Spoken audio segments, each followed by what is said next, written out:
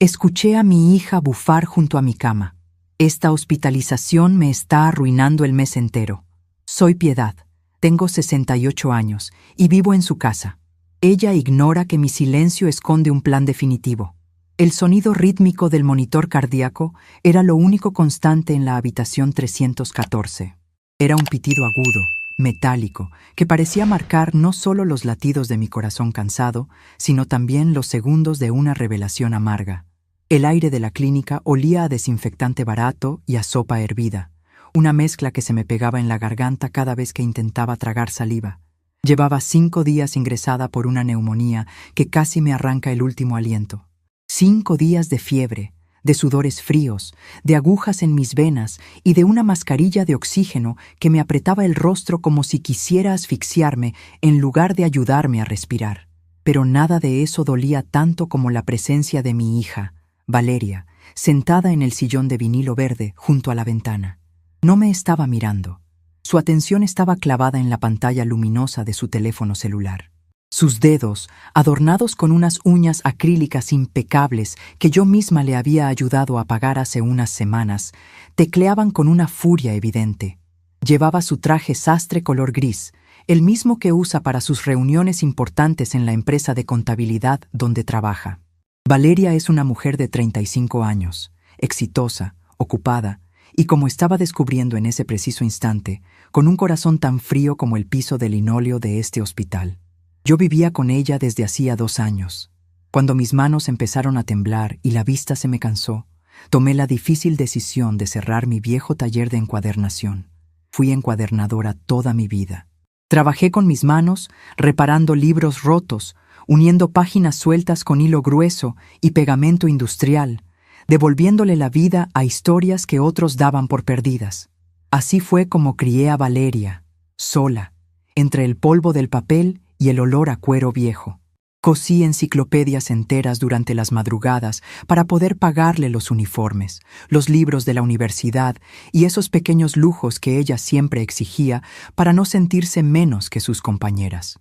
Cuando cerré el taller, ella me ofreció su cuarto de invitados. «Para que descanses, mamá», me dijo en aquel entonces con una sonrisa que ahora me parecía un recuerdo de otra vida. «Ya trabajaste mucho, ahora me toca cuidarte a mí. Solo ayúdame con los gastos de la casa con tu pensión y yo me encargo del resto». Yo le entregué mi confianza, mi pequeña pensión mensual y mi independencia, creyendo que estaba entrando en un hogar lleno de amor. Qué equivocada estaba. La puerta de la habitación se abrió con un leve rechinido y entró el doctor Ramírez, un hombre joven con ojeras profundas y una bata blanca un poco arrugada. Llevaba mi historial médico en una carpeta plástica. Yo intenté enderezarme en la cama, apoyando mis manos en las sábanas ásperas, pero la debilidad me lo impidió. «Buenos días, señora Piedad», dijo el doctor con voz amable. «Los pulmones suenan mucho mejor hoy. La infección está cediendo». Antes de que yo pudiera responder, o siquiera esbozar una sonrisa de alivio, Valeria se levantó de un salto, guardando su teléfono en el bolsillo de su saco con un gesto brusco. «Doctor, qué bueno que lo veo», interrumpió mi hija, sin siquiera darme los buenos días a mí. «Necesito saber cuándo le van a dar el alta. Cada noche que pasa aquí me está costando una fortuna. Mi seguro médico no cubre todos los insumos y la cuenta ya está por las nubes. ¿No se la puede llevar ya para que haga reposo en la casa?» El doctor Ramírez parpadeó, claramente incómodo por la brusquedad de la pregunta. Me miró de reojo, como si quisiera disculparse por la falta de tacto de mi propia sangre. «Señorita Valeria, su madre tuvo una crisis respiratoria muy severa. Necesita oxígeno y monitoreo continuo al menos un par de días más. No podemos arriesgarnos a una recaída». Valeria soltó un suspiro pesado, cruzándose de brazos. Su rostro, tan parecido al del hombre que nos abandonó hace más de 30 años, se contrajo en una mueca de fastidio absoluto. «Es que de verdad, doctor, esto es insostenible», continuó ella, alzando la voz como si yo estuviera sorda, o, peor aún, como si yo no estuviera presente en la habitación. «Los cierres trimestrales en mi oficina me tienen loca. He tenido que faltar 2 mañanas enteras para venir a firmar papeles aquí. Esta hospitalización me está arruinando el mes entero. Tenía planeado cambiar el auto la próxima semana, y ahora todo ese dinero Se va a ir en medicinas y en esta cama. Mis ojos se llenaron de lágrimas, pero me obligué a apretar los párpados para que no cayeran. Sentí un nudo en la garganta que me ahogaba más que la propia neumonía. Mi hija, la niña por la que me había destrozado la espalda cargando resmas de papel, estaba negociando mi salud como si yo fuera una mercancía defectuosa que le estaba causando pérdidas económicas. El doctor tosió levemente, tratando de mantener la compostura profesional. Hacemos lo que podemos para mantener los costos bajos, pero la salud de la señora Piedad es la prioridad en este momento. Hablaremos del alta pasado mañana, si su evolución sigue siendo favorable. Con permiso. El médico salió de la habitación rápidamente, dejándome a solas con el eco de las palabras de Valeria. El silencio que siguió fue denso, pesado, cargado de una tensión que me cortaba la respiración. Valeria se acercó a mi cama. Yo abrí los ojos lentamente, esperando encontrar algún rastro de arrepentimiento en su mirada, algún gesto que me dijera que estaba estresada, pero que me quería. No encontré nada de eso. Me miraba desde arriba, con el ceño fruncido. «Es que no te cuidas, mamá», me reclamó en un tono áspero, lleno de resentimiento. «Te dije el martes pasado que no salieras al patio sin abrigo, pero tú siempre tienes que hacer lo que te da la gana. Mírame ahora, pagando los platos rotos de tu terquedad. Yo no tengo tiempo para estar metida en un hospital. Me tratas como si yo fuera tu cajero automático y tu enfermera personal». Cada palabra era un latigazo. ¿Su cajero automático? Yo le entregaba cada peso de mi jubilación. Yo cocinaba, limpiaba su enorme casa, le planchaba esos mismos trajes elegantes que usaba para ir a trabajar. Yo me había convertido en su empleada doméstica sin sueldo bajo la falsa promesa de un retiro tranquilo. Y ahora, mientras luchaba por mi vida con un tubo en la nariz, me llamaba carga. «Lo siento, Valeria», logré susurrar con la voz rasposa y débil. «No fue mi intención enfermarme». «Las intenciones no pagan las facturas de la clínica, mamá», respondió con frialdad, dándose la vuelta para recoger su bolso. «Me tengo que ir a la oficina. Vendré en la noche a ver si ya hay una fecha definitiva para que salgas de aquí. Por favor, no pidas nada extra a las enfermeras, que todo lo cobran a precio de oro». Y sin darme un beso en la frente, sin acariciar mi mano, salió por la puerta, dejándome sola con el pitido constante del monitor. Durante las siguientes horas, me quedé mirando el techo blanco de la habitación. Las lágrimas finalmente brotaron, silenciosas y calientes, resbalando por mis mejillas arrugadas hasta perderse en la almohada del hospital. Lloré por la hija que creí tener. Lloré por los años de sacrificio que de repente se sentían como un desperdicio absoluto. Lloré por la profunda humillación de ser tratada como un estorbo, como un mueble viejo que estorba en la sala y que sale muy caro reparar. Recordé una noche, hace casi 30 años. Valeria tenía unos 6 años y se había contagiado de una bronquitis terrible. Tenía tanta fiebre que deliraba. Lloraba desconsolada pidiendo a su osito de peluche, un muñeco gastado al que llamaba Beto. Pero en medio de sus movimientos bruscos por la fiebre, le había arrancado un brazo al muñeco. Yo no tenía dinero para comprarle uno nuevo. Esa noche me quedé sentada junto a su cama, velando su sueño. Con una mano le ponía paños de agua fría en la frente, y con la otra, usando mi aguja más gruesa y el hilo de encuadernar, cosí el brazo del oso. Lo rellené con pedazos de tela vieja y le bordé una sonrisa nueva. Cuando Valeria despertó, le entregué a Beto. Su sonrisa iluminó mi mundo. Esa semana no dormí. Trabajé de pie pegando lomos de libros para poder pagarle la consulta al pediatra privado, porque no quería llevarla al hospital público a que esperara horas. Yo le di mi vida entera. La cosí a ella cuando estaba rota, la sostuve cuando se caía. Y ahora ella quería deshacerse de mí porque le estaba arruinando el mes. El dolor en mi pecho era intenso, pero poco a poco, mientras la tarde caía y la luz del sol se filtraba débilmente por la persiana de la ventana, el llanto se fue secando. Una extraña claridad empezó a abrirse paso en mi mente. Era una sensación que no había experimentado en años.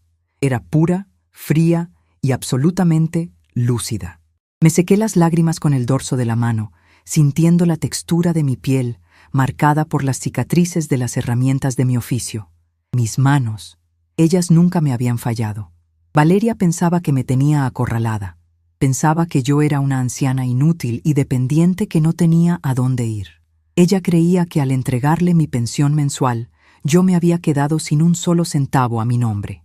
Ese era su gran error. Valeria siempre fue muy inteligente para los números de su empresa, pero muy descuidada para prestar atención a los detalles de la vida de su propia madre. Cuando vendí mi taller de encuadernación hace 2 años, no solo vendí las máquinas viejas y las herramientas, vendí el local comercial. Era un espacio pequeño en una calle que, con los años, se había vuelto muy comercial y codiciada. El comprador me pagó una suma considerable de dinero, una suma que, en mi mentalidad de mujer precavida, decidí no mencionar a nadie, ni siquiera a mi hija.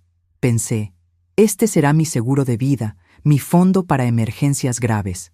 Fui al Banco Central de la ciudad, muy lejos de nuestro barrio, y deposité todo ese dinero en una cuenta de inversión a plazo fijo. El ejecutivo del banco, un muchacho muy amable, me explicó que los intereses me darían un buen respaldo. Ese dinero llevaba 2 años creciendo en silencio. Yo tenía más que suficiente para comprarme un departamento pequeño, cómodo, en un lugar tranquilo, y para pagar mis propios gastos médicos sin tener que rendirle cuentas a nadie. Yo no era una carga. Yo era una mujer con recursos, con opciones y, sobre todo, con dignidad.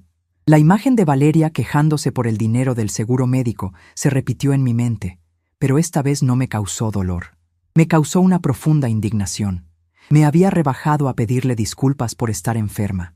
Había permitido que me tratara como a una mendiga en su casa de lujo, cuando yo misma había pagado gran parte de la educación que le permitió comprar esa casa. Miré mis manos callosas. Recordé mi vieja herramienta favorita del taller, una plegadera de hueso que usaba para alisar el papel y hacer dobleces perfectos. La plegadera no cortaba, pero marcaba el camino exacto por donde el papel debía doblarse para siempre. Eso era lo que yo necesitaba hacer ahora, un doblez perfecto, definitivo, que separara mi vida de la de ella. No le iba a reclamar, no iba a gritarle ni a exigirle el respeto que claramente no sentía por mí. Los reclamos son para las personas que todavía tienen la esperanza de arreglar las cosas. Yo ya no quería arreglar a Valeria. Ella era un libro mal impreso, con las páginas equivocadas, y yo ya estaba muy vieja y cansada para intentar reescribirla. Mi plan empezó a tomar forma con la precisión de un artesano. Faltaban 2 días para que me dieran el alta, 2 días en los que jugaría mi papel a la perfección. Sería la madre callada, sumisa y culpable que ella esperaba ver. La dejaría quejarse de las facturas, la dejaría mirar su reloj con impaciencia, la dejaría creer que tenía todo el poder sobre mi destino. Pero en cuanto el doctor Ramírez firmara ese papel de salida, todo iba a cambiar. Sabía exactamente lo que iba a hacer al llegar a la casa. Valeria trabajaba hasta tarde los viernes. Eso me daría una ventana de al menos 5 horas a solas en la casa. Tiempo suficiente para empacar mis ropas, mis pocos libros, mi plegadera de hueso que guardaba de recuerdo y salir de allí sin mirar atrás. Llamaría a un taxi de confianza. Me iría a un hotel bonito y limpio por un par de noches mientras buscaba un lugar permanente. Retiraría mi dinero del banco. Empezaría de nuevo. Y entonces pensé en el mensaje final, en la forma de hacerle entender el peso de lo que había perdido. No le dejaría una carta llena de insultos. Eso no era propio de mí. Recordé a Beto, el viejo oso de peluche. Valeria lo guardaba en una caja de cartón en el fondo del closet de mi habitación. La misma habitación que me había prestado. El oso seguía teniendo el brazo cosido con mi hilo de encuadernar grueso y negro. Un recordatorio físico de las noches en vela, del amor incondicional, del trabajo duro que construyó la base sobre la que ella ahora se pavoneaba con sus trajes grises y sus uñas perfectas. Se lo dejaría sobre mi cama vacía, la cama por la que tanto se había quejado de pagar, la cama que ya no sería una carga para su preciado presupuesto mensual. Le dejaría el oso y una sola línea escrita en un papel. Una frase corta, simple, pero tan afilada que cortaría más profundo que cualquier grito. Respiré hondo. El aire frío del oxígeno ya no me molestaba. De hecho, me llenaba los pulmones de una energía nueva, vibrante. El pitido del monitor cardíaco parecía haber cambiado de ritmo, volviéndose más firme, más fuerte. Mi respiración se estabilizó bajo la mascarilla de plástico, pero no fue por el efecto de las medicinas o los antibióticos, sino por la absoluta certeza de que, Al cruzar las puertas de esta clínica, ella dejaría de ser mi dueña para siempre.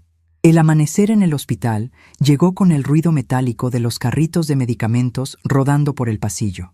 Abrí los ojos lentamente, sintiendo por primera vez en días que el aire entraba a mis pulmones sin quemarme el pecho.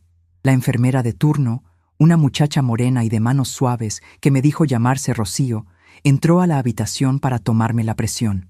Mientras ajustaba la banda alrededor de mi brazo, me sonrió con una calidez genuina que contrastaba con la frialdad que mi propia hija me había dejado la noche anterior. «Va mejorando muy bien, señora Piedad», dijo Rocío, anotando los números en mi expediente. «El doctor Ramírez dice que si sigue así, mañana a primera hora le firmamos la salida». Asentí con la cabeza y le di las gracias en un susurro. Cuando me quedé sola, me quité la mascarilla de oxígeno por unos minutos. Respiré el aire con olor a desinfectante y sentí una claridad mental que me asombró. Ya no había rastro de la anciana asustada que creía depender de la caridad de su hija. Ahora, cada minuto que pasaba en esa cama de sábanas ásperas era parte de un cálculo, de una evaluación precisa de mi situación real. Valeria llegó a visitarme poco antes de las 8 de la mañana. Entró como un huracán, vestida con un traje azul marino impecable y revisando su reloj de pulsera. Apenas me miró. Su mente estaba claramente en su oficina, en sus números, en todo menos en la mujer que le dio la vida y que estaba conectada a un monitor cardíaco. «Mamá, pasé rápido porque tengo una reunión de gerencia en media hora», dijo, quedándose de pie junto a la puerta, como si temiera que mi enfermedad se le pegara a la ropa. «Ya hablé con la administración de la clínica. Pagué lo que faltaba del deducible del seguro, pero te aviso que tuve que sacar de mis ahorros. 100,000 pesos, mamá. 100,000 pesos que tenía destinados para el seguro de mi auto nuevo». No le respondí. Me limité a mirarla desde la cama, con los ojos entrecerrados, fingiendo una debilidad mucho mayor de la que realmente sentía. Quería que siguiera creyendo que yo era frágil, que sus palabras me aplastaban. Quería que se confiara. «El doctor dice que sales mañana viernes», continuó Valeria, cruzándose de brazos. «Yo no puedo venir a recogerte. Es el cierre del trimestre y si falto, mi jefe me va a despedir. Te voy a mandar un taxi de aplicación al mediodía para que te lleve a la casa. Cuando llegues, por favor, no vayas a prender el aire acondicionado de toda la casa, que el recibo de la luz también llegó altísimo. Acuéstate en tu cuarto y yo te veo en la noche». «Está bien, hija. No te preocupes por mí», murmuré, forzando una voz temblorosa. Valeria asintió, satisfecha con mi sumisión, y se fue sin despedirse de beso. El sonido de sus tacones alejándose por el pasillo fue la confirmación de que mi plan tenía el camino libre. En cuanto cerró la puerta, me senté en la cama. Mi mente viajó de inmediato a mi verdadero refugio, al secreto que llevaba guardando con recelo desde hacía 2 años. Valeria, en su soberbia de mujer de negocios, creía que ella era la única en la familia que entendía de dinero. Creyó que al obligarme a cerrar mi taller, yo me había convertido en una inútil, pero ella no sabía nada de mi vida financiera. Cuando vendí el local de mi taller de encuadernación, el trato se cerró por 3,5 millones de pesos. Era una cantidad de dinero que yo nunca había visto junta en toda mi vida.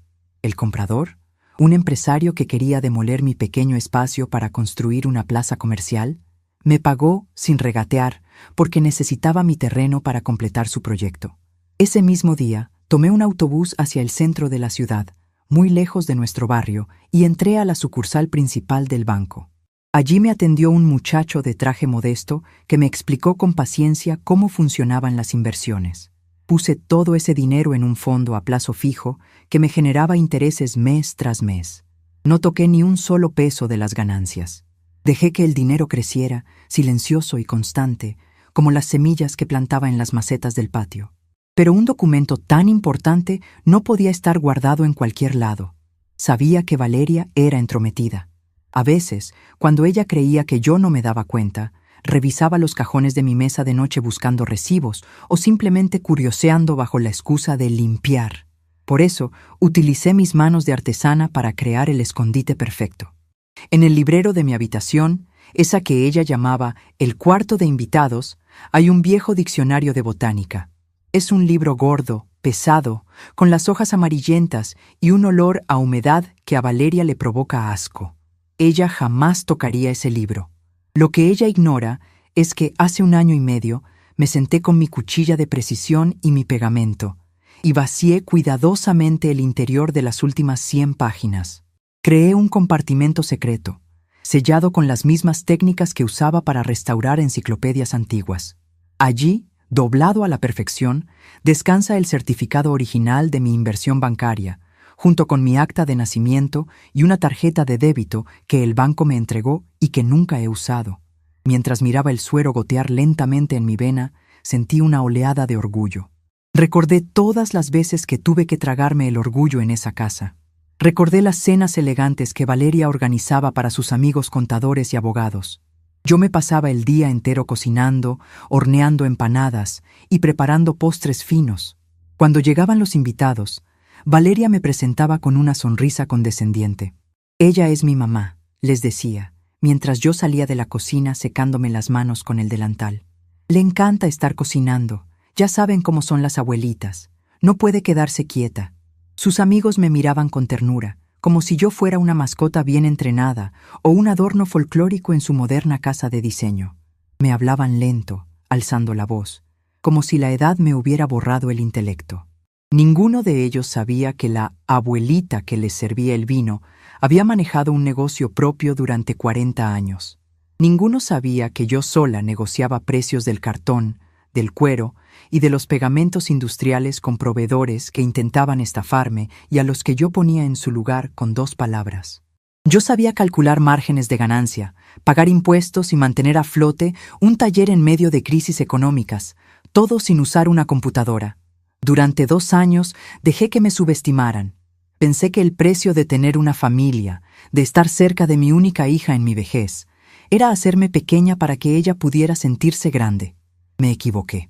Me encogí tanto que casi desaparezco, y Valeria no solo no lo valoró, sino que me pisoteó en el momento en que me volví un gasto imprevisto. El contraste entre lo que mi hija veía y lo que yo realmente era me hizo sonreír. Me miré en el reflejo de la bandeja de aluminio donde me traían la comida. Vi a una mujer de 68 años, con el cabello completamente blanco, ojeras profundas y la piel pálida por la enfermedad. Vi los tubos, la bata azul descolorida del hospital. A los ojos de Valeria, yo era un mueble viejo y averiado, un pasivo financiero que le arruinaba el mes y le impedía comprarse su carro nuevo. Pero dentro de este cuerpo cansado, mi espíritu estaba más afilado que nunca. Yo no era una carga.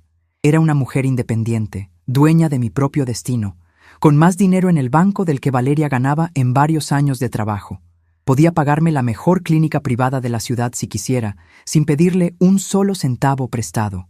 La tarde avanzó lenta, marcada por los cambios de turno de las enfermeras y el ruido de la televisión en la sala de espera del pasillo. Con cada hora que pasaba, mi mente trabajaba más rápido, elaborando el plan con la misma precisión con la que cosía los lomos de los libros. El viernes sería el día. Al mediodía, el taxi de aplicación que Valeria iba a pedir me dejaría en la puerta de su casa en el barrio exclusivo. Sabía que ella no llegaría hasta pasadas las 7 de la noche, pues los viernes de cierre trimestral solía quedarse tomando algo con sus jefes para celebrar. Tenía por lo menos 6 horas para ejecutar mis movimientos. Primero, entraría a mi cuarto y sacaría el diccionario de botánica. Recuperaría mis documentos y mi tarjeta bancaria. Luego, buscaría mi maleta pequeña, la misma con la que llegué hace 2 años. No me llevaría mucho. No quería nada de la ropa cara que ella me había comprado en sus arranques de culpa navideña. Esas blusas de seda y esos suéteres de marca se quedarían colgados en el closet. Solo empacaría mis vestidos de algodón, mis zapatos cómodos, mis fotografías viejas y, por supuesto, mi plegadera de hueso. Después, llamaría a don Arturo. Él era un taxista de la vieja guardia, un hombre honrado que conocí en mis años del taller y que todavía conservaba su número. Don Arturo me llevaría a un hotel tranquilo en el centro, cerca del banco, donde podría descansar el fin de semana. El lunes a primera hora me presentaría en la sucursal, retiraría una parte de mi dinero y empezaría a buscar un departamento para alquilar. Un lugar pequeño, con ventanas grandes donde entrara el sol, donde pudiera tener mis macetas y donde el único ruido fuera el de la radio tocando mis boleros favoritos. Pero antes de cruzar la puerta de esa casa de lujo por última vez, tenía que dejarle claro a Valeria que mi partida no era una huida cobarde, sino una lección monumental. Ahí es donde entraba Beto, el viejo oso de peluche con el brazo remendado. Lo buscaría en la caja de cartón que estaba en la parte alta del closet. Ese oso era el símbolo de todo lo que yo había sacrificado por ella. Era la prueba física de mis noches en vela, de mis manos pinchadas por las agujas gruesas, de mi amor absoluto y desinteresado. Valeria lo había guardado y olvidado, igual que me había guardado y olvidado a mí en ese cuarto de invitados. Ya tenía las palabras exactas que escribiría en la nota. No necesitaba un discurso largo. Las personas como mi hija, que solo entienden de números y transacciones, se pierden en los discursos largos. Necesitaba una frase corta, un golpe directo al centro de esa arrogancia que la cegaba. Te crié con esto, 4 palabras. Las escribiría con mi mejor caligrafía, esa letra cursiva y elegante que aprendía a hacer cuando rotulaba las portadas de los libros de actas. Dejaría la nota apoyada sobre el pecho del oso remendado, justo en el centro de la cama vacía, la cama por la que tanto había renegado. Me imaginé el momento, Valeria llegando a casa, cansada pero satisfecha con su trabajo, quejándose del tráfico. Entraría a la casa gritando mi nombre, esperando encontrarme en la cocina calentándole la cena o en el sillón tejiendo, lista para recibir sus órdenes y sus reproches. Abriría la puerta de mi cuarto para reclamarme por qué no había encendido las luces, y entonces lo vería. El vacío, el silencio. La cena del hospital llegó pasadas las 6 de la tarde. Era un caldo de pollo sin sabor y una gelatina roja. Por primera vez en 5 días me comí todo. Sentí cómo el calor del alimento bajaba por mi garganta, dándome fuerzas. Cada cucharada era combustible para lo que estaba por venir. Rocío, la enfermera, entró a recoger mi bandeja y me miró con sorpresa. «Qué bueno, señora Piedad. Se comió todo. Se ve usted con mucho mejor semblante esta noche. Hasta le brillan los ojos». «Me siento mucho mejor, muchacha», le respondí con una sonrisa que me salió del alma. «Creo que ya estoy lista para irme a casa y empezar a hacer las cosas a mi manera». La noche cayó sobre la ciudad y las luces del estacionamiento del hospital iluminaron la persiana de mi ventana. El monitor cardíaco seguía pitando, pero ahora el sonido me parecía una marcha triunfal. Cerré los ojos, acomodé mi cabeza en la almohada del hospital y me dejé llevar por el sueño más tranquilo que había tenido en años, sabiendo que el reloj de la soberbia de mi hija acababa de empezar su cuenta regresiva. Mañana, las puertas de esta clínica se abrirían para dejar salir a una mujer que Valeria ya no iba a reconocer. El viernes amaneció con un cielo despejado que se colaba por las rendijas de la persiana en la habitación 314. Me levanté despacio, sintiendo todavía la debilidad en las piernas, pero con una energía en el pecho que me empujaba hacia adelante. Rocío, la enfermera, me ayudó a quitarme la bata desteñida del hospital y me entregó mi ropa. Un vestido de algodón color beige y un suéter ligero. Mientras me abotonaba el cuello frente al pequeño espejo del baño, ensayé mi mejor expresión de anciana cansada. Hoy, más que nunca, necesitaba que mi rostro no revelara el fuego que me quemaba por dentro. El doctor Ramírez pasó a firmar mi alta cerca de las 11 de la mañana. Me dio una lista de medicamentos, me recomendó reposo absoluto y me dedicó una sonrisa compasiva. Yo le agradecí con la cabeza gacha, interpretando a la perfección el papel de la mujer frágil que todos esperaban que fuera. Apenas el médico salió por la puerta, el teléfono celular que tenía sobre la mesa de noche empezó a vibrar. Era Valeria. Dejé que sonara 3 veces antes de contestar, respirando hondo para mantener la voz temblorosa. «Mamá, apenas tengo 2 minutos», dijo mi hija, sin saludar, con el ruido de teclados y voces de oficina de fondo. «El taxi de la aplicación ya está en la puerta de la clínica. Es un carro blanco. El chofer ya tiene la ruta y el viaje está pagado con mi tarjeta. Así que por favor no le vayas a dar propina, que no estamos para regalar el dinero». «Entiendo, hija. Ya voy bajando», respondí, arrastrando un poco las palabras. «Cuando llegues a la casa, te vas directo a la cama». No prendas la televisión de la sala porque consume mucha energía y no prendas el aire acondicionado. Abre la ventana si tienes calor. Y por favor, fíjate que la puerta principal quede bien cerrada con doble llave. Los viernes esta ciudad se pone imposible y yo voy a llegar tardísimo. Los jefes pidieron revisión de las cuentas del trimestre. No te preocupes por nada, Valeria, le dije, y por primera vez en mucho tiempo, mis palabras eran absolutamente sinceras. Todo se hará exactamente como debe ser. Hubo un silencio breve del otro lado de la línea. Percibí una ligera vacilación en su respiración. Normalmente, ante sus órdenes secas, yo me deshacía en disculpas. Le prometía que no gastaría luz. Le preguntaba si quería que le dejara algo preparado para cenar, a pesar de mi enfermedad. Mi respuesta corta y serena debió descolocarla por una fracción de segundo. Bueno, eso espero. Acuéstate a dormir. Nos vemos en la noche, remató con brusquedad y colgó. Guardé el teléfono en mi bolso de tela. La confusión momentánea de Valeria era solo el primer síntoma del cambio. Ella estaba tan acostumbrada a mi sumisión que cualquier variación en mi tono de voz le resultaba extraña, aunque su soberbia no le permitiera analizarlo. Bajé en el ascensor apoyándome en las paredes y salí por la puerta principal de la clínica. El aire cálido de la calle me golpeó el rostro, pero me supo a gloria. El taxi blanco me estaba esperando. Me subí en silencio y vi por la ventanilla cómo el hospital, ese lugar donde me había sentido tan pequeña y humillada, iba quedando atrás. El trayecto hasta el barrio de Valeria duró 40 minutos.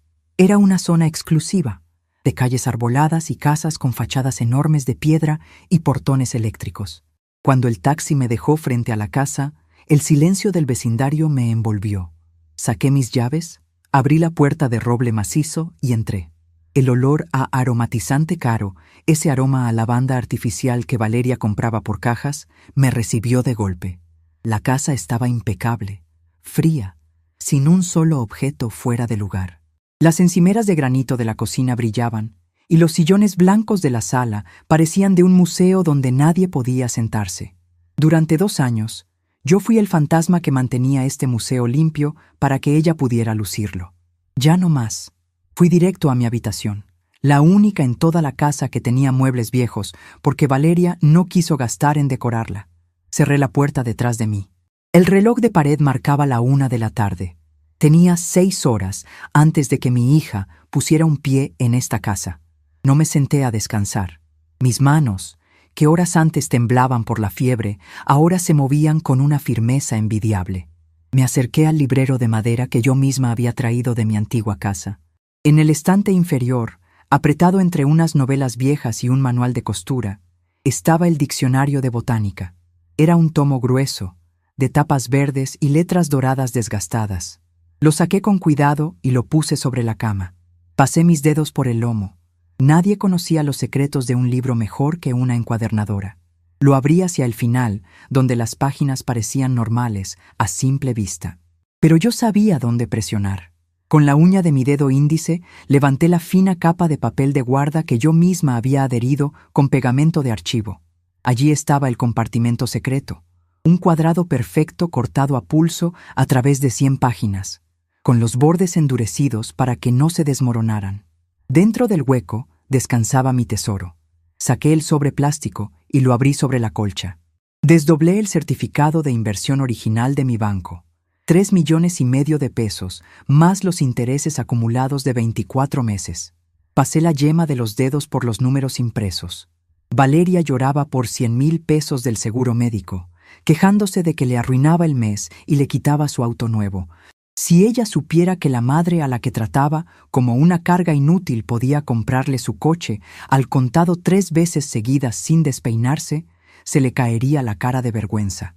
Saqué también mi acta de nacimiento, mi credencial de identidad y la tarjeta de débito dorada que el banco me había entregado. Guardé todo cuidadosamente en el compartimento interior de mi bolso personal, asegurándolo con el cierre. Ese era mi escudo y mi espada. Luego abrí el closet. Valeria me había regalado varias prendas en estos 2 años. Blusas de seda que me picaban, pantalones de telas rígidas que me apretaban la cintura, abrigos elegantes que solo usaba cuando ella me obligaba a salir con sus amigos para fingir que éramos la familia perfecta. No toqué nada de eso. Saqué mi pequeña maleta de lona café, la misma con la que llegué, y empecé a empacar lo mío. Metí mis 3 vestidos de algodón, cómodos y frescos, mis zapatos de piso, 2 suéteres tejidos a mano que yo misma hice, mi estuche con artículos de aseo personal, y del fondo del cajón saqué mi herramienta más preciada, mi plegadera de hueso. La sostuve un momento, sintiendo su superficie lisa y pulida, por años de alisar dobleces de papel. Era una extensión de mi propia mano.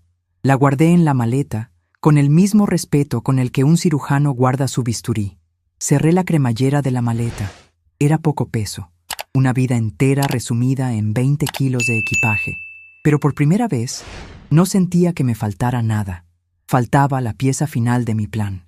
Me paré de puntillas y alcancé la repisa más alta del closet. Allí, cubierta de polvo, estaba una caja de cartón con la palabra «Recuerdos», escrita con marcador negro por la mano apresurada de Valeria. Bajé la caja y la abrí. Había cuadernos viejos de la universidad, algunas fotografías enmarcadas que ya no combinaban con su decoración minimalista, y debajo de todo, aplastado y olvidado, estaba Beto. Lo saqué sacudiéndole el polvo. El osito de peluche estaba descolorido. Su pelaje, que alguna vez fue marrón, ahora era de un tono grisáceo y opaco. Faltaba uno de sus ojos de botón de plástico, pero lo que me hizo un nudo en la garganta fue ver su brazo izquierdo. La costura negra, gruesa y firme, seguía intacta. Pasé el pulgar por el hilo de encuadernar con el que le había salvado el brazo aquella madrugada de fiebre, hace casi 30 años. Recordé el dolor en mi espalda de trabajar de pie al día siguiente, el ardor en mis ojos, el sacrificio que hice con gusto porque se trataba de mi niña. Esa niña que ahora me regateaba las medicinas. El timbre de mi teléfono celular rompió el silencio de la habitación, sobresaltándome. Miré la pantalla. Era Valeria de nuevo. Eran las 4 de la tarde. Dejé a Beto sobre la cama y contesté. «Mamá, ¿ya estás en la casa?», preguntó. Su voz sonaba tensa, molesta. «Sí, Valeria. Llegué hace un par de horas». «Qué bueno. Oye, me acabo de acordar. En el congelador hay unas pechugas de pollo. Sé que te dije que descansaras, pero de verdad necesito que las saques a descongelar y las dejes adobadas. Invité a 2 colegas de la oficina a tomar algo a la casa hoy en la noche para celebrar el cierre del trimestre y no tengo nada para ofrecerles. Tú haces ese adobo rico con ajo que les gusta. Yo compro unas botellas de vino en el camino». Cerré los ojos por un instante. Acababa de salir de una internación por neumonía severa. Apenas podía mantenerme en pie sin marearme, y su única preocupación era que yo marinara pollo para sus invitados, como si yo fuera parte del servicio de banquetería de su casa. La indignación que sentí ya no era dolorosa, era fría, afilada y liberadora. «No te preocupes por la cena de hoy, Valeria», le contesté, manteniendo un tono de voz inusualmente calmado, casi dulce. «Ya está todo resuelto». Hubo una pausa larga en la línea. Pude escuchar cómo Valeria dejaba de teclear en su computadora. «¿Resuelto cómo? ¿Pediste comida a domicilio?» «Mamá, te he dicho 1000 veces que no uses el teléfono de la casa para pedir cosas. Los repartidores luego no encuentran la dirección y el guardia de la caseta hace un escándalo. Además, ¿con qué dinero vas a pagar? No pedí nada, hija. Te digo que no te preocupes. Vas a tener exactamente lo que te mereces esta noche. Concéntrate en tu trabajo». «Hablas muy raro, mamá. ¿Te dieron algún sedante fuerte en el hospital? Mira, no tengo tiempo para adivinanzas. Solo asegúrate de que cuando llegue no haya un desorden en la cocina. Esta hospitalización tuya ya me arruinó bastante el mes, como para que ahora me arruines la noche del viernes. Acuéstate y no estorbes cuando lleguemos. Vas a tener todo el espacio del mundo. Te lo prometo. Adiós, Valeria». Corté la llamada antes de que ella pudiera responder. Apagué mi teléfono celular y le saqué el chip. Lo dejé sobre la mesa de noche. Ya no lo iba a necesitar. Me compraría uno nuevo el lunes, con un número que ella jamás conocería. La confusión en su voz me confirmó que no tenía ni la menor idea de lo que estaba a punto de pasar. Ella pensaba que mi tranquilidad era producto de los medicamentos. Su arrogancia era una venda tan gruesa en sus ojos que no le permitía ver que la mujer mansa y asustada había muerto en esa cama de hospital. Me acerqué al pequeño escritorio de madera que estaba en una esquina. Saqué una hoja de papel grueso, de buen gramaje, de un bloque que conservaba de mis días de artesana. Tomé mi pluma fuente de tinta negra. Respiré profundo, centrando mi energía en mis dedos. Hacía tiempo que no escribía con tanto propósito. Mi caligrafía fluyó sobre el papel. Era una letra cursiva, impecable, con trazos fuertes y elegantes. Las mismas letras con las que solía grabar en oro los títulos de las enciclopedias clásicas. Escribí solo 4 palabras. 4 palabras que contenían 35 años de sudor, lágrimas, amor incondicional y, finalmente, desengaño. Te crié con esto. Esperé unos segundos a que la tinta secara perfectamente. Doblé la hoja por la mitad usando mi plegadera de hueso, creando un pliegue afilado y definitivo. Caminé hacia la cama vacía. Alisé la colcha blanca, estirando cada arruga hasta que quedó perfecta, como si nadie hubiera dormido allí en años. Tomé al oso Beto y lo senté justo en el centro, apoyado contra las almohadas. Sus bracitos, uno original y el otro remendado con mi hilo grueso, descansaban sobre sus piernas de felpa gastada. Tomé la nota doblada y la coloqué con cuidado entre las patas del oso. La imagen era devastadora. El contraste entre la habitación austera, la cama perfectamente tendida que simbolizaba el gasto que tanto le molestaba, y ese muñeco viejo sosteniendo la verdad absoluta sobre su vida. Era un cuadro de justicia poética. Eran casi las 5:30 de la tarde. Fui a la sala de estar y busqué en la pequeña libreta de contactos que siempre llevaba en mi bolso. Marqué el número desde el teléfono fijo de la casa. «Bueno», contestó una voz ronca y amable al segundo tono. «¿Don Arturo? Buenas tardes. Habla Piedad, la encuadernadora de la calle Sur». «Doña Piedad, qué milagro escucharla. Hace años que no la veo por el barrio. ¿Cómo ha estado, señora?» La calidez en la voz de ese hombre, un simple taxista que no compartía mi sangre, me conmovió más que cualquier palabra que mi hija me hubiera dicho en 2 años. «He estado bien, don Arturo, gracias. Necesito un favor muy grande. ¿Está trabajando con su taxi hoy?» «Claro que sí, doña Piedad. Para usted, siempre a la orden. ¿A dónde hay que ir a buscarla?» Le di la dirección exacta de la casa de Valeria y las instrucciones para pasar la caseta de vigilancia. Le dije que lo esperaba en media hora. Mientras esperaba, di un último recorrido por la casa. Caminé por la sala, arrastrando mis dedos por el respaldo de los sillones blancos. Miré la enorme pantalla de televisión, los adornos de cristal traídos de Europa, las botellas de licor importado en el bar de la esquina. Todo esto fue construido sobre el tiempo que yo le regalé a Valeria, sobre la educación que pagué cosiendo libros hasta sangrarme los dedos. Ella creía que era una mujer hecha a sí misma. Hoy descubriría que sus cimientos estaban hechos de mi esfuerzo y que yo acababa de retirar la última viga de soporte. A las 6 en punto, escuché el claxon discreto del taxi de don Arturo afuera. Tomé mi maleta de lona y mi bolso con el dinero. Me detuve en el umbral de la puerta principal. Miré hacia adentro por última vez. La casa estaba sumida en el silencio absoluto. En unas pocas horas, Valeria cruzaría esta misma puerta, riendo con sus colegas, lista para exigir su cena y quejarse de las cuentas. Caminaría hasta mi habitación, abriría la puerta lista para darme otra orden, y encontraría el vacío, encontraría el oso, encontraría la nota. Una sonrisa lenta, genuina y cargada de una paz inmensa se dibujó en mi rostro. Salí al porche y cerré la puerta pesada de roble detrás de mí. Escuché el clic metálico de la cerradura encajando en su lugar. No solo estaba cerrando una casa, estaba clausurando mi papel de víctima para siempre. Caminé hacia el taxi donde don Arturo ya me estaba abriendo la cajuela, sabiendo que el impacto de lo que dejaba atrás haría eco en la vida de mi hija por el resto de sus días. El viaje en el taxi de don Arturo fue el primer respiro real que tuve en años. Mientras el auto avanzaba por las calles iluminadas de la ciudad, alejándonos del barrio exclusivo de mi hija, sentí cómo el peso de la culpa y la humillación se quedaba tirado en el asfalto. Don Arturo no hizo preguntas indiscretas. Solo me miró por el espejo retrovisor con esa sabiduría de los hombres que han visto de todo en la vida y encendió la radio a un volumen bajo. Sonaba un bolero antiguo, de esos que hablan de despedidas necesarias. Me llevó hasta el Gran Hotel Alameda, un edificio clásico en el centro histórico, con balcones de herrería y un vestíbulo que olía a cera de abejas y a café recién tostado. Era un lugar elegante, pero sin esa frialdad moderna y estéril que Valeria tanto adoraba en su casa. Al llegar a la recepción, saqué mi tarjeta de débito dorada. La muchacha detrás del mostrador me sonrió con un respeto genuino, sin tratarme como a una anciana indefensa.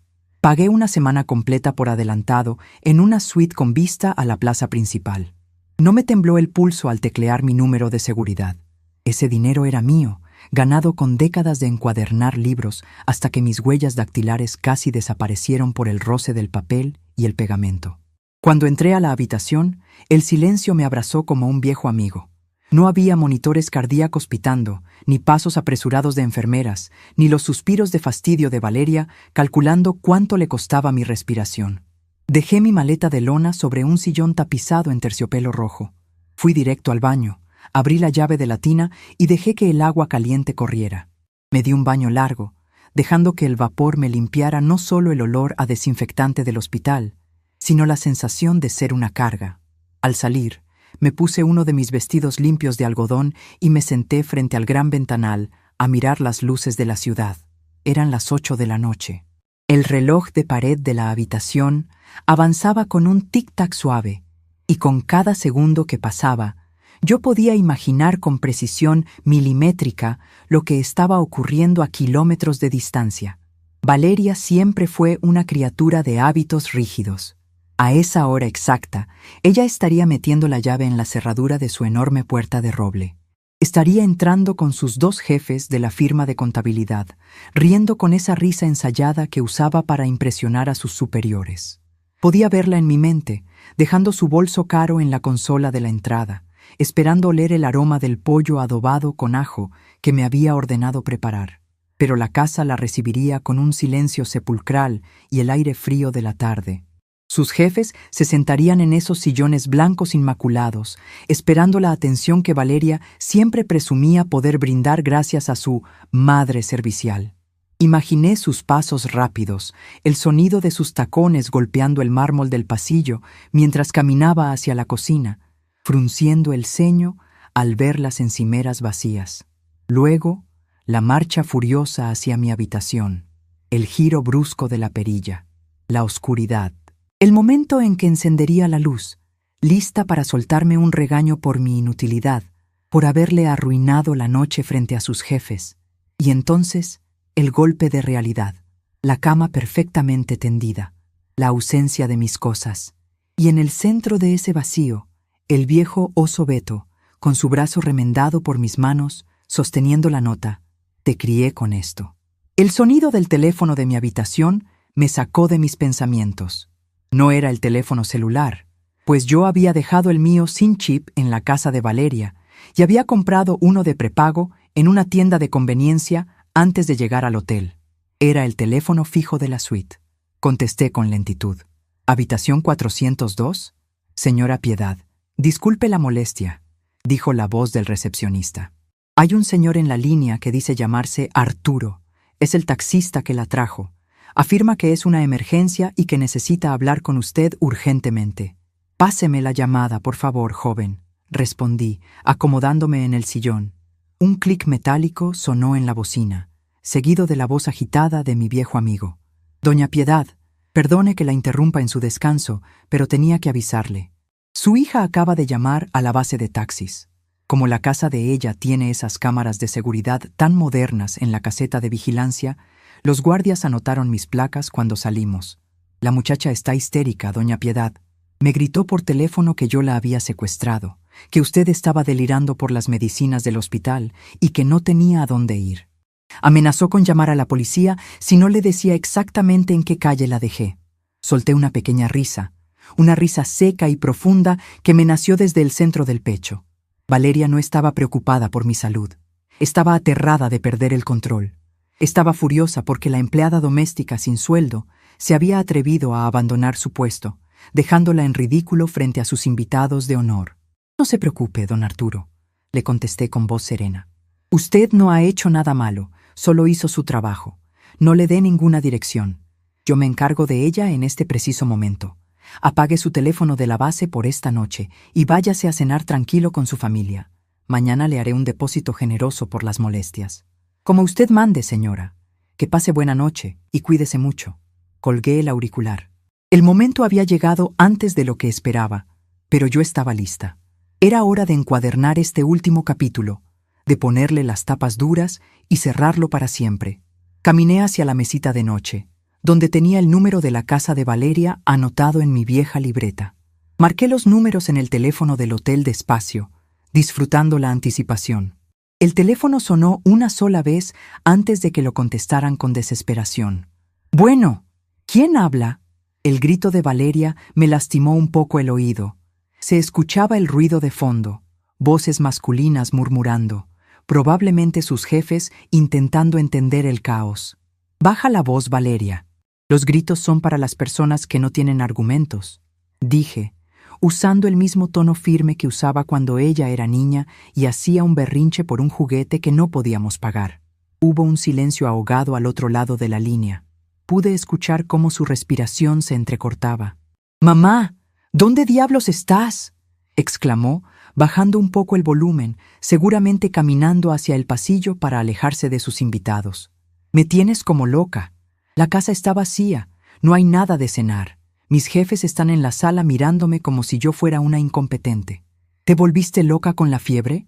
Dime dónde estás para mandar a alguien a recogerte ahora mismo». «No estoy perdida, hija. Y la fiebre se me quitó hace 2 días. Estoy exactamente donde quiero estar». «¿De qué hablas?» «Mamá, por favor, deja de hacer el ridículo. Acabas de salir de una neumonía. No tienes un peso en la bolsa. Tu pensión ya me la transferiste a principios de mes. ¿Te vas a morir de hambre o te va a dar un paro cardíaco en la calle? ¿Qué significa esa nota estúpida en la cama? ¿Y por qué sacaste esa basura de oso del closet?» La arrogancia en su voz, incluso en medio de su crisis, era asombrosa. Seguía creyendo que ella tenía el poder, que yo era solo una anciana senil haciendo un berrinche temporal. Tomé aire, sintiendo cómo mis pulmones, libres de la infección y libres de su toxicidad, se expandían con fuerza. Esa basura de oso, como tú le llamas, es el recordatorio de que yo te di todo cuando tú no tenías nada. Le cosí ese brazo la misma noche que tú casi convulsionas por la fiebre, cuando tenías 6 años. Y al día siguiente me fui a trabajar con la espalda destrozada para pagarte un médico privado. Te crié con sacrificio, Valeria. Te crié con mis manos. Pero parece que tú solo respetas a las personas que tienen dinero, así que vamos a hablar de dinero. ¿De qué dinero hablas, mamá? No tienes nada, yo te mantengo, yo pagué tu hospital. 100,000 pesos saqué de mis ahorros por tu culpa.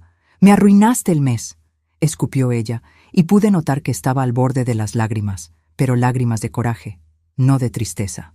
«Camina hacia el librero de mi cuarto, Valeria», le ordené, con una voz tan fría y cortante como mi cuchilla de precisión. «¿Qué? No tengo tiempo para tus juegos. Camina hacia el librero ahora mismo», repetí, y mi tono fue tan inusualmente autoritario que escuché el sonido de sus tacones moviéndose de mala gana hacia la habitación. «Busca el diccionario de botánica. El libro gordo de tapas verdes que tanto te asqueaba porque olía a viejo». La escuché maldecir por lo bajo, seguida del sonido de libros moviéndose. «Ya lo tengo. Pesa 1 tonelada. ¿Y ahora qué? Ábrelo por las últimas páginas. Pasa el dedo por el borde del papel, cerca de la contratapa. Levanta la hoja de guarda». El sonido del papel crujiendo viajó a través de la línea telefónica. Luego, un silencio absoluto. Un silencio tan pesado que casi podía tocarlo. Valeria acababa de encontrar el hueco perfecto que yo había tallado, el compartimento secreto donde había guardado mi independencia. Está hueco», murmuró ella, y la furia en su voz fue reemplazada por una confusión total. «Es una caja fuerte de papel. ¿Qué había aquí adentro, mamá?» «Ahí adentro, Valeria, estaba el certificado original de inversión de mi banco. Y mi tarjeta de débito. Cuando vendí mi taller de encuadernación hace 2 años, no lo malbaraté como tú creíste. Lo vendí por 3,5 millones de pesos. Un dinero que metí a plazo fijo y que no ha dejado de generar intereses cada mes. Escuché un jadeo al otro lado de la línea. El teléfono resbaló un poco en su mano, produciendo un ruido sordo contra el auricular. ¿3 millones y medio? Tartamudeó. Su voz de ejecutiva implacable se había desmoronado por completo. Ese era el idioma que Valeria entendía. No el amor, no el sacrificio, no el oso remendado. Los números, los ceros a la derecha. Así es. Podía haber pagado la cuenta de esa clínica 100 veces seguidas sin siquiera pestañear. Podría comprarte ese coche nuevo que tanto lloraste que ibas a perder y pagarlo al contado mañana mismo. Pero durante 2 años dejé que me trataras como a una arrimada. Te entregué mi pensión mensual, que era poco, pero era mi esfuerzo, y a cambio, tú me convertiste en tu sirvienta. Limpié tu casa, cociné para tus amigos, soporté que me trataras como a una ignorante frente a tus colegas. Te dejé creer que eras mi salvadora, porque pensé que así me ganarías un poco de cariño en mi vejez. Mamá, yo no sabía. La voz de Valeria temblaba ahora. El pánico real se estaba instalando en ella. No el pánico de perder a su madre, sino el pánico de haberse equivocado tan monumentalmente en sus cálculos financieros. Tú no querías saber. Preferiste verme como un mueble descompuesto que te costaba caro. Cuando estaba en esa cama de hospital, conectada al oxígeno, me dijiste que yo te trataba como a mi cajero automático. Me reprochaste cada centavo. Me hiciste pedirte perdón por estar enferma. Mamá, por favor, escúchame. Estaba muy estresada. El cierre del trimestre en la firma me tiene los nervios destrozados. Dije cosas que no sentía. Regresa a la casa, por favor. No puedes andar sola por ahí con tanto dinero. Hay mucha gente mala. Yo te cuido, como habíamos acordado. Hablemos de esto. Te preparo un té. Los invitados ya se van a ir. La hipocresía de sus palabras me revolvió el estómago por un instante, pero luego me produjo una inmensa lástima. Mi hija estaba intentando negociar conmigo como si yo fuera un cliente importante al que estaba a punto de perder. La codicia le había nublado tanto el juicio que creía que podía borrar su crueldad ofreciéndome una taza de té. No hay nada que hablar, Valeria. La gente mala no está en la calle. La gente mala estaba durmiendo en la habitación principal de la casa que yo ayudé a construir con mi esfuerzo. No me llames más. No busques a don Arturo. Mañana mismo me comunicaré con un abogado para asegurarme de que mi testamento esté en orden. Ninguno de esos millones, ni un solo peso, irá a parar a tu cuenta bancaria. Los donaré, los gastaré viajando, o los quemaré si me da la gana. No puedes hacerme esto, gritó, volviendo a su tono histérico, su verdadera naturaleza asomando de nuevo. Soy tu única hija, es mi herencia. Te van a estafar. Eres una vieja que no sabe nada del mundo moderno. Sé lo suficiente para haberte engañado durante 2 años con un libro viejo, Valeria. Respondí con una calma letal. Quédate con la casa impecable. Quédate con tus jefes en la sala y con tus cuentas del trimestre. Yo me quedo con mi dignidad. Adiós. Colgué el teléfono con un movimiento firme. No esperé a escuchar su respuesta. Inmediatamente, desconecté el cable de la pared. Nadie más iba a llamar a esta habitación esta noche. Me recargué en el respaldo del sillón y cerré los ojos. El silencio de la suite del hotel se sintió diferente ahora. Ya no era solo un refugio, era un reino conquistado. Había despojado a Valeria de su mayor arma, su falsa superioridad.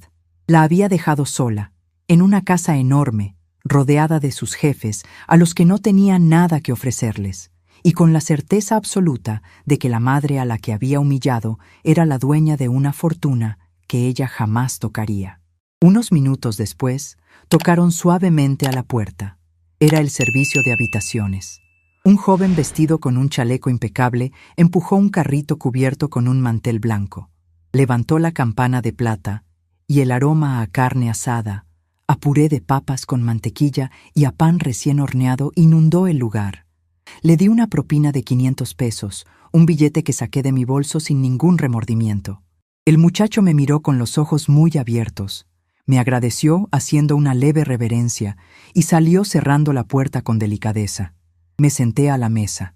Serví el vino tinto en la copa de cristal. Levanté la copa hacia la ventana, brindando en silencio por las luces de la ciudad que parpadeaban como promesas de un futuro brillante. Di el primer sorbo. El vino estaba exquisito, fuerte y con carácter, exactamente como me sentía yo. Mientras cortaba el primer trozo de carne, miré hacia mi maleta abierta sobre el sillón. Allí, asomando entre mis prendas de algodón, estaba mi vieja plegadera de hueso. La herramienta que no cortaba, pero que marcaba el camino por donde el papel debía doblarse para siempre. El doblez estaba hecho. La página estaba pasada. Y el siguiente capítulo de mi vida, escrito solo bajo mis propios términos, estaba a punto de comenzar. El sol de la mañana entró por el enorme ventanal del Gran Hotel Alameda, calentando las sábanas blancas y pesadas con las que me había envuelto durante la noche. Abrí los ojos sin sobresaltos. No había pitidos de máquinas médicas, ni el olor a desinfectante barato, ni el suspiro cargado de reproches de Valeria mirándome desde un rincón. Solo se escuchaba el murmullo lejano del tráfico en el centro de la ciudad y el trino de unas palomas que se habían posado en el balcón de herrería. Me estiré despacio bajo la colcha. Mis pulmones se llenaron de aire limpio, sin dolor, sin la opresión de la neumonía y, sobre todo, sin la asfixia de sentirme un estorbo humano. Pasé ese primer fin de semana en un estado de gracia que no conocía desde mis años de juventud. Pedí el desayuno a la habitación. Un plato de papaya fresca, huevos revueltos, pan dulce recién horneado y un café de olla con canela que me supo a gloria pura. Cada bocado era una celebración de mi independencia. Caminé por la habitación en bata, mirando la ciudad desde las alturas, sintiendo cómo la salud regresaba a mi cuerpo con una fuerza imparable. El lunes a primera hora me puse mi vestido de algodón mejor conservado, me cepillé el cabello blanco recogiéndolo en un moño prolijo y salí a la calle. La ciudad vibraba, llena de gente apresurada, de vendedores ambulantes, de ruido y de vida. Fui directo a la sucursal principal del banco. El aire acondicionado del lugar me recibió con su frescura habitual. Me senté frente al escritorio de un ejecutivo y con mi tarjeta dorada y mis documentos sobre la mesa, reestructuré toda mi vida financiera. Cambié las claves de acceso. Blindé mis cuentas para que nadie pudiera solicitar información bajo ninguna excusa médica o familiar. Y retiré una suma considerable en un cheque de caja. Esa misma tarde, visité el despacho del licenciado Montes, un notario público de rostro amable y traje impecable que me recomendó el gerente del banco. El despacho olía a caoba pulida y a papel antiguo, un aroma que me hizo sentir inmediatamente en casa. «Señora Piedad, es un placer atenderla», me dijo el notario, revisando los documentos que le entregué. «Entiendo que desea redactar un nuevo testamento y un documento de voluntades anticipadas». «Así es, licenciado», respondí, sentándome derecha en la silla de cuero. «Quiero dejar estipulado, de manera irrevocable, que mi hija Valeria no tiene ningún poder de decisión sobre mi salud en caso de que yo vuelva a enfermar. Tampoco quiero que sea la beneficiaria de mis cuentas bancarias, ni de mis bienes futuros. Si algo me pasa, mi dinero pasará a un fideicomiso para fundaciones de asistencia social. Hasta el último centavo». El abogado asintió, tomando notas con su pluma. No me juzgó. Por su mirada, supe que estaba acostumbrado a ver las miserias que el dinero y la codicia provocan en las familias. Firmé los papeles con mi caligrafía cursiva, sintiendo como cada trazo de tinta negra cortaba los últimos hilos invisibles que me ataban a la tiranía de mi hija. El miércoles por la tarde, invité a don Arturo a tomar un café en una fonda tradicional cerca de la plaza principal. El viejo taxista llegó con su gorra en la mano, mirándome con una mezcla de respeto y curiosidad. Pidió un café negro y unas galletas de animalitos. «Doña Piedad, qué gusto verla tan recuperada. Parece usted otra mujer.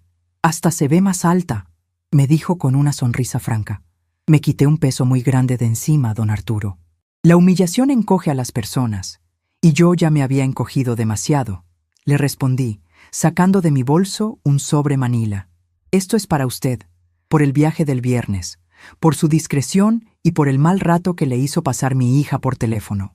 Don Arturo abrió el sobre un poco, vio los billetes y sus ojos se abrieron de par en par. Eran 20,000 pesos. Trató de devolvérmelo, negando con la cabeza. «Señora, esto es una barbaridad. Yo no puedo aceptar tanto dinero por un viaje de taxi. Es demasiado». «Acéptelo, don Arturo. Cómprele algo bonito a su esposa y arregle esa falla del motor de la que me habló en el camino. Es un regalo de una amiga que valora la lealtad. El hombre guardó el sobre en su chaqueta, visiblemente conmovido. Se limpió la comisura de los labios con una servilleta de papel y se inclinó hacia adelante sobre la mesa de madera. Tengo que contarle algo, doña Piedad. El sábado por la mañana fui a la base de taxis y hablé con el guardia de la caseta del barrio de su hija. Resulta que el viernes en la noche el escándalo en esa casa se escuchó hasta la calle. El guardia me dijo que los dos señores elegantes que llegaron con su hija salieron a las prisas, muy incómodos, porque la muchacha no dejaba de gritar por teléfono y de llorar sentada en el piso de la sala.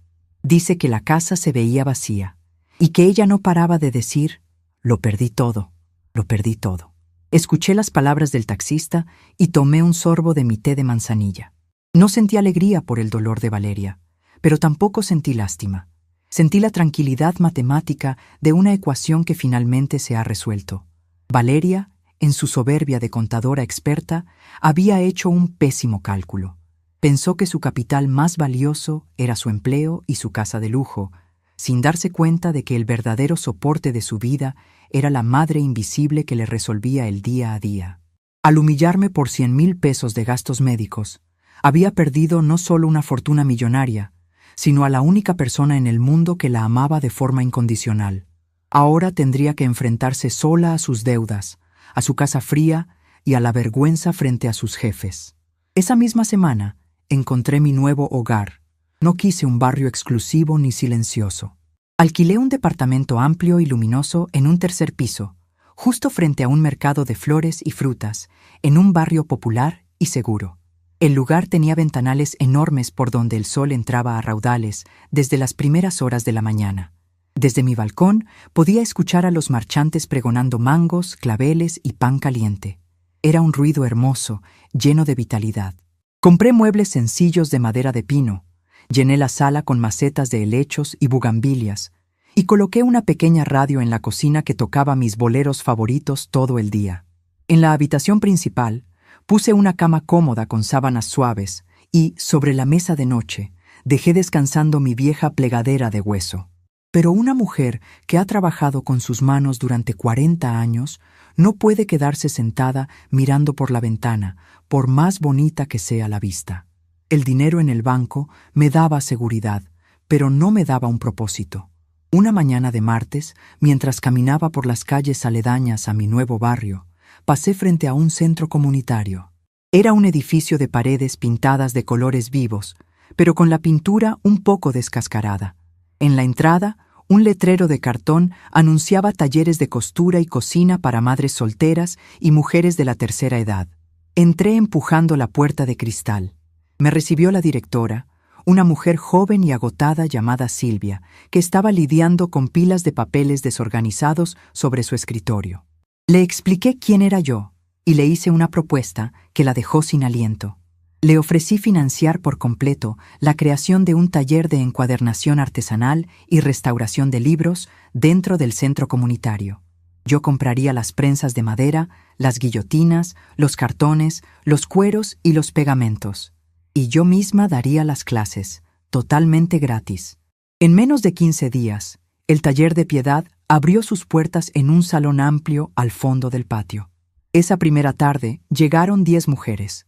Había muchachas de 20 años con bebés en brazos que buscaban aprender un oficio para sobrevivir, y mujeres de mi edad, con las manos arrugadas y la mirada cansada, que creían que ya no servían para nada en este mundo. Me paré frente a la gran mesa de trabajo cubierta de papel craft y las miré a todas. «Bienvenidos al taller», les dije, levantando mi plegadera de hueso para que todas la vieran.